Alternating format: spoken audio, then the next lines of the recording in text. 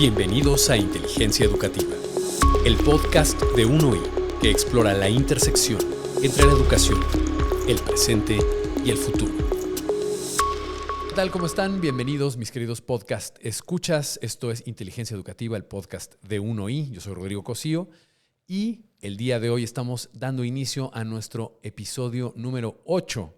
Y estoy muy contento el día de hoy porque el día de hoy me acompaña aquí en el estudio un querido amigo, querido compañero de trabajo y además una persona que pues es un incansable pensador, generador de ideas. Es una delicia sostener conversaciones interesantes con él y entonces esto pues promete que va a ser un capítulo muy, muy interesante. Les voy a presentar a nuestro invitado especial el día de hoy.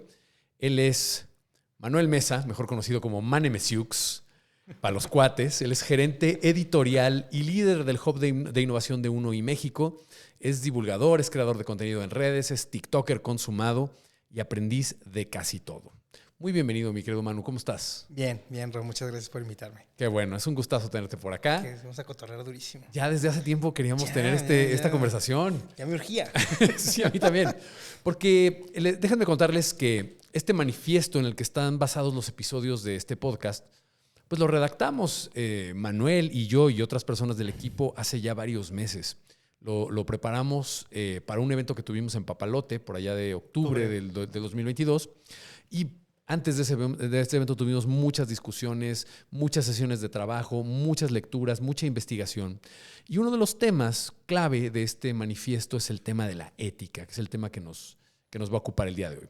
Y es una delicia abordar este tema con Mane, porque bueno, Mane no solo es un estudioso consumado de las letras, pero también le encanta la lectura de la filosofía, de la psicología, la pedagogía, la educación. Es un generador de contenidos. Entonces, bueno, el tema de la ética atraviesa todo lo que hacemos aquí. ¿No es así, Mane? Y además creo que el input más importante cuando hablamos de educación es ¿para qué educamos? Exactamente. ¿Cuál es la reflexión ulterior de educar y de ponernos al servicio de alguien más, sino el comportamiento colectivo? Y ahí la ética es fundamental. Así es.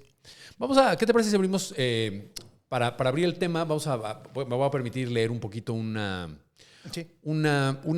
síntesis de lo que el término ética puede significar, alguna definición, y de ahí empezamos a construir, ¿te parece? Venga. A ver, el término ética tiene una larga historia, ¿no? Desde su origen en la antigua Grecia.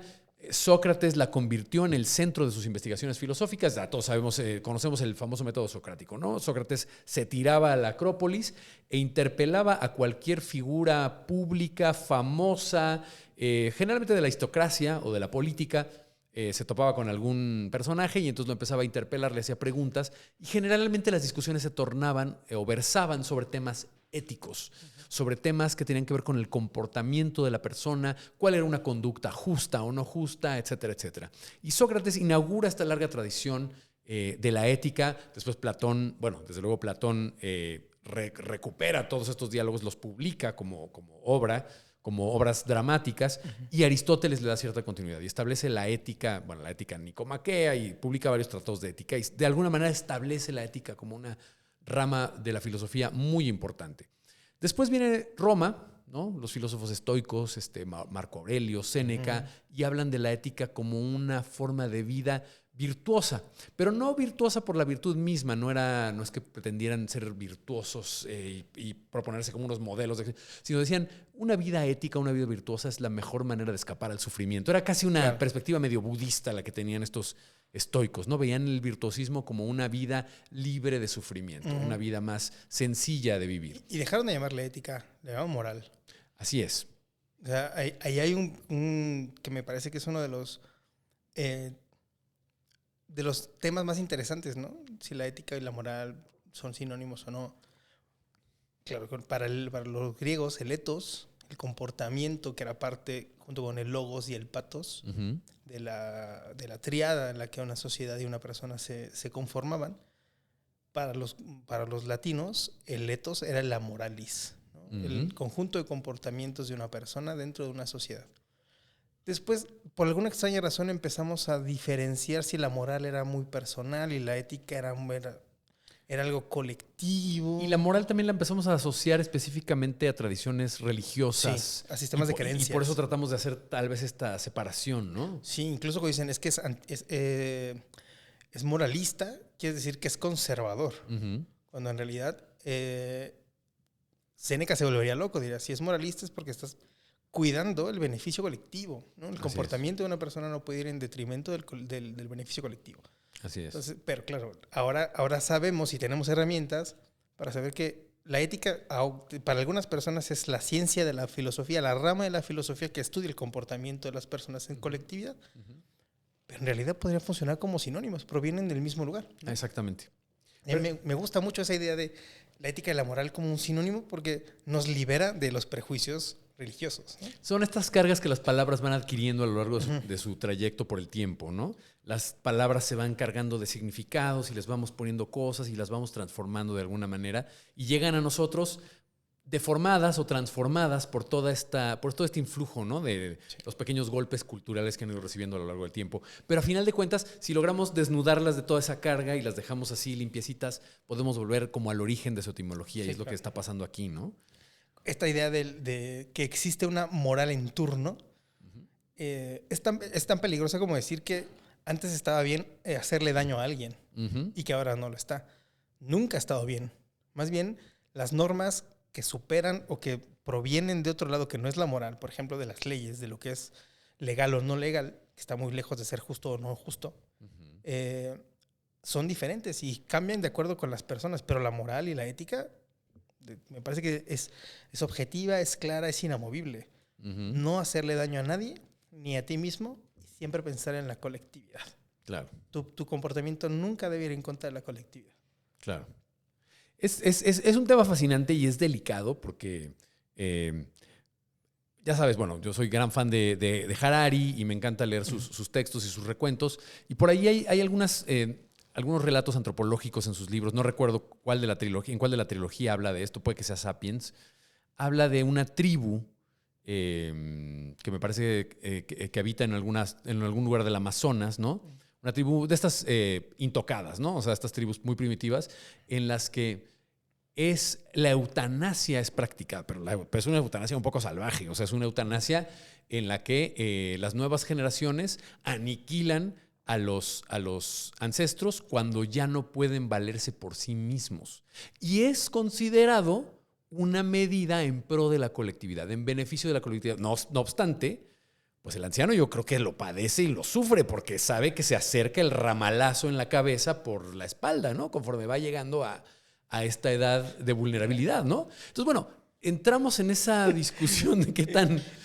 Yo creo que de estos dilemas o falsos dilemas que te pone la metaética, que es esta rama de la filosofía que se encarga de estudiar estos dilemas o estos pensamientos que parecen complejos. Y aparecen dos conceptos que me parecen muy interesantes. La intuición moral y el egoísmo ético. Okay. La intuición moral es todo nuestro pensamiento está dirigido por la intuición, ¿no? Tienes eso lo decía Husserl, tienes un pensamiento primigenio, primitivo, que va a dirigir tus pensamientos procedimentales siguientes, pero unos son más complejos que otros. Tienes un tazón con arena que tiene 1.250.000 gramos de granitos de arena contados. Y tienes uno que tiene 1.200.000, o sea, 50 granitos menos.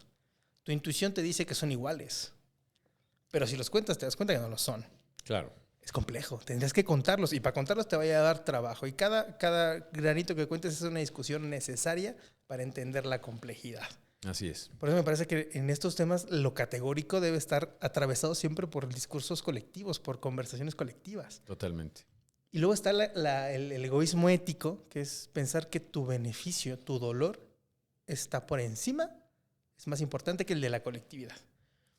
Eso es una cualidad muy, muy característica de nuestro tiempo, ¿no? Claro, porque pensamos que si me va a doler a mí, entonces no lo quiero. Claro. Es que, no, pero... Mejor que le duela a la colectividad en vez de que me duela a mí, ¿no? Claro. Entonces, ahí es donde tu comportamiento se sale de las normas éticas que dicen la colectividad, el beneficio colectivo, la reciprocidad está primero que tú. Y eso para el pensamiento occidental reciente, donde el individuo está por encima de todo y nuestra posición sobre la felicidad, sobre la educación, sobre el bienestar, sobre la emocionalidad, está centrada y fincada en el individuo, esta idea es muy dolorosa, pero es súper urgente. Así es. Porque hemos fincado todo en la persona y no en la colectividad. Así es. Y bueno, ahí nos falta visión de largo plazo, porque cualquier cosa que lastime a la colectividad eventualmente nos va a lastimar a nosotros mismos, pero no lo vemos así, no hemos cultivado esa visión de largo plazo, de largo alcance. Claro. Y vivimos insertos en un sistema capitalista que nos impulsa a buscar el beneficio propio, ¿no? El beneficio, el profit, la utilidad por encima del beneficio de la colectividad, por encima de la colectividad. No importa si lastimas al planeta, no importa si usas los recursos de manera indiscriminada o incluso irracional, lo que importa es que tú logres obtener una utilidad a partir de la explotación de estos recursos. Y de eso quiero hablar un poquito, porque ese es el marco, ¿no? Ese es el marco ideológico en el que nos movemos hoy en día y en el que la educación se mueve. Muchas veces la educación está diseñada para que el individuo logre ese poder sobre los recursos, sobre la producción, ese profit, ¿no? Esta idea de que la educación está diseñada para conquistar las estrellas.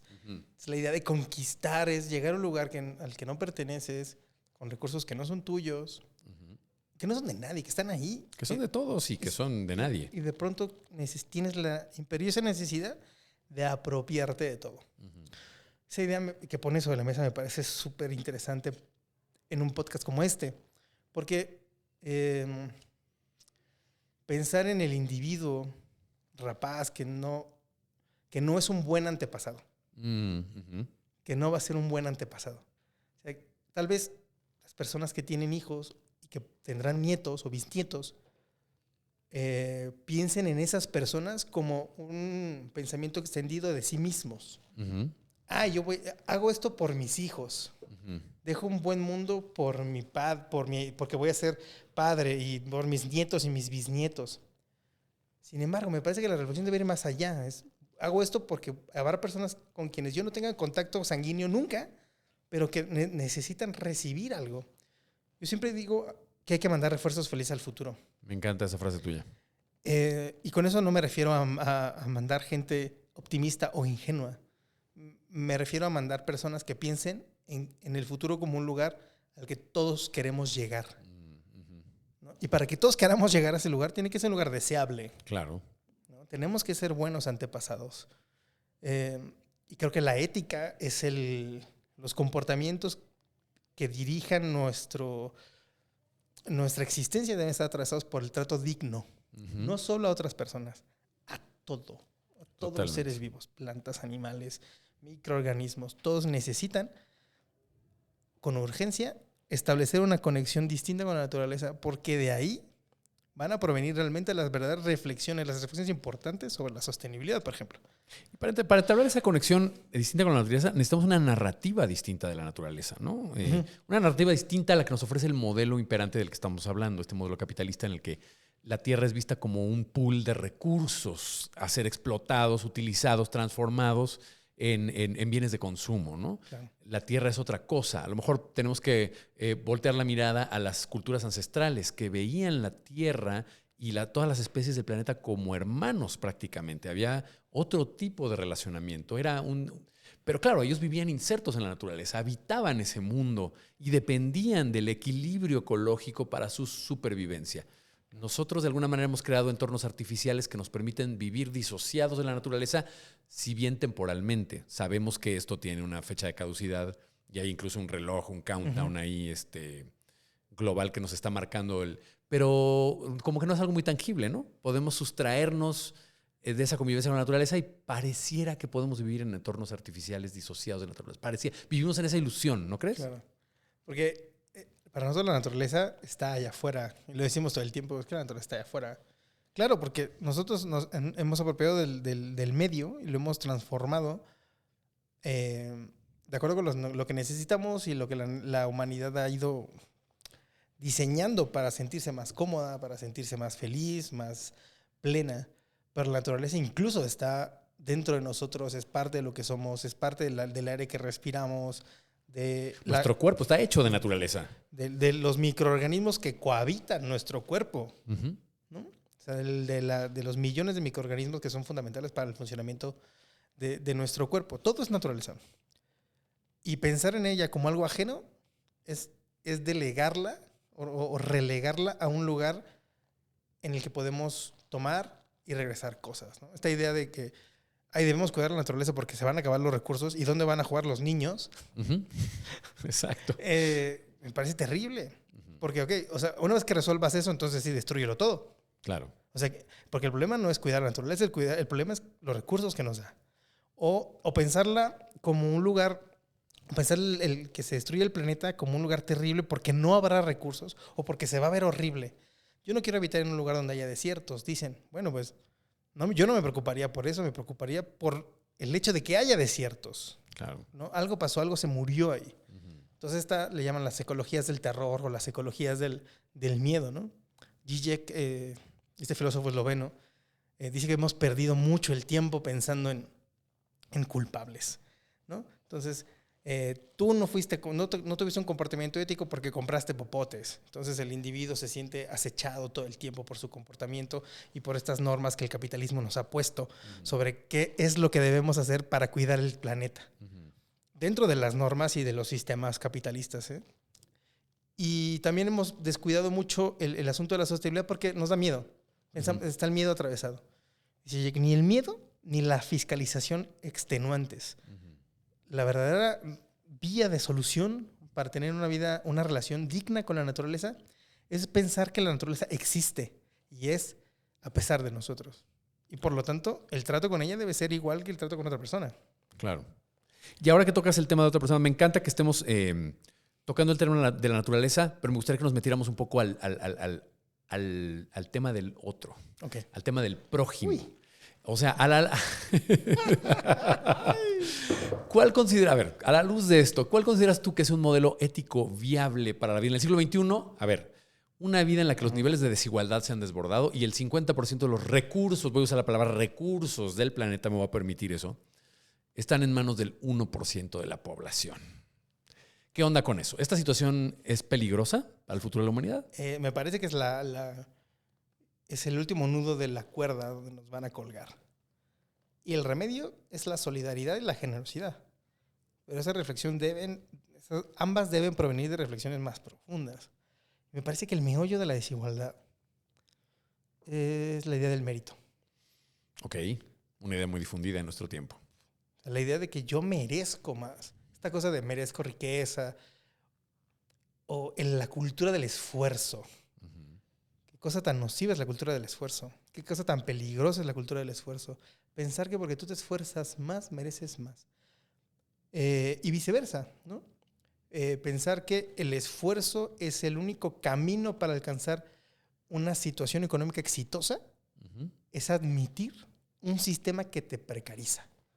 Ok, eso está muy interesante. ¿Qué otro camino hay para alcanzar o qué otro camino ves tú para alcanzar una posición económica deseable o sana en la que tengas todas tus necesidades resueltas? Un pensamiento solidario donde el mérito no me ponga a mí sobre ti, sino que yo reconozca que estoy donde estoy gracias a la suerte, la fortuna, las personas que conozco, que nací en un tiempo y en un momento y con una familia determinadas, pero que no es parte, o sea, que yo no lo construí solo, que no estamos solos en esto. Okay. ¿No?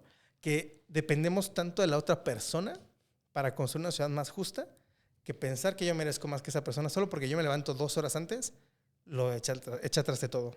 Claro. Ahorita que mencionabas esto de la buena fortuna, hay una TED Talk maravillosa de Alain de Botton que me encanta, que aborda el tema del mérito y critica duramente la meritocracia en la que vivimos hoy en día y habla de cómo en la antigüedad, por ejemplo, en la antigua Grecia, el concepto del afortunado y el desafortunado, el infortunio. Era un concepto muy arraigado y se vivía mucho en la tragedia, ¿no? O sea, en la tragedia griega, como existen estos personajes, estos protagonistas que son grandes héroes. Bueno, son héroes que se convierten en antihéroes porque tienes a un Edipo, por ejemplo, ¿no? Que nace en una cuna de oro y y luego cae sobre él esta profecía y entonces, bueno... El infortunio. El infortunio. Cae sobre él esta profecía y entonces es es desterrado, bueno, es llevado a vivir con otros padres que además pertenecen a la realeza y crece, pareciera que con ese destino de realeza que le correspondía, pero un día el infortunio hace que él se entere de esta profecía que fue depositada sobre su cabeza en su nacimiento, y él, con tal de no cumplir esta profecía, se aleja de los que cree que son sus padres biológicos, que en realidad son sus padres adoptivos, y emprende un viaje que lo termina llevando Con sus padres biológicos. con sus padres biológicos, donde termina cumpliendo esa profecía terrible del infortunio, ¿no? Y es el más desafortunado de los desafortunados, ¿no? Claro, porque él no es consciente de nada, ¿no? O sea, Exacto. El destino lo lleva. El sino. El sino. El famoso sino, el hado. Hado Así. secutivo en mi... Claro, y para la tradición europea, el hado es este destino fatídico, decía Garcilaso, hado secutivo en mis dolores. Tú me provocas, o sea, yo no he hecho nada para merecer esto, ¿no? Para ellos era esta idea de padecer porque los dioses así lo querían.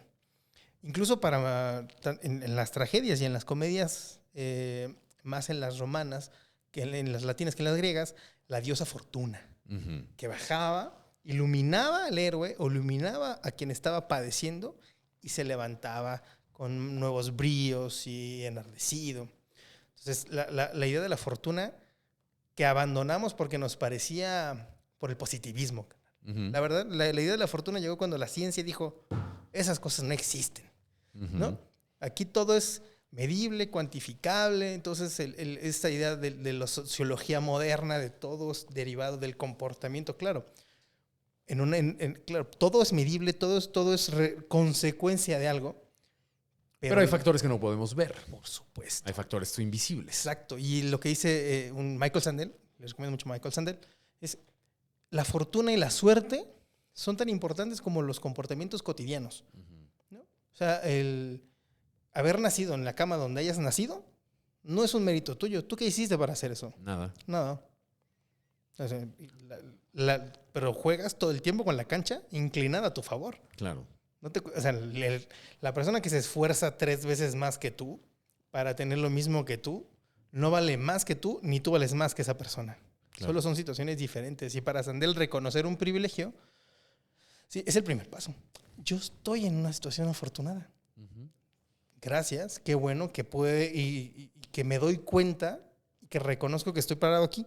Y desde aquí me articulo con las demás personas. Fantástico, me encanta esa idea. Entonces aquí nos estás ofreciendo una nueva perspectiva, una manera de leer este asunto del privilegio, este asunto del mérito, que es una idea que tenemos muy arraigada y que está muy vigente en el mundo educativo. Sí. Esta idea del mérito, del esfuerzo, de la calificación, etcétera, etcétera. Sales mal en un examen o tienes una calificación final por debajo de lo esperado, es que no te esforzaste lo suficiente. Vamos, que eso es reducir la historia educativa a un momento o a ciertos momentos que no significan que esta persona no quiera aprender o que no le guste aprender. Claro. Es reducir todo es culpar al individuo por sus propios males. Como si el mundo no actuara sobre el individuo de vez en cuando, ¿no? Claro. O sea, por eso yo le doy la razón a Garcilaso cuando dice hado secutivo en mis dolores. Por supuesto, a veces el hado hace lo suyo. Hace lo suyo. Y un día tuviste el día del examen de matemáticas, te levantaste, pisaste un Lego, vas de malas a la escuela, además llegas, te mojas los tenis con un charco, haces cosas, o sea, te pasan cosas y llegas al examen así, harto, fastidiado. Claro que te va a ir mal. Claro, por supuesto. Y por supuesto no puedes decir, oiga maestra, ¿qué le parece si hago el examen otro día que no vengan tan de mal humor? Claro, no se puede. No se puede.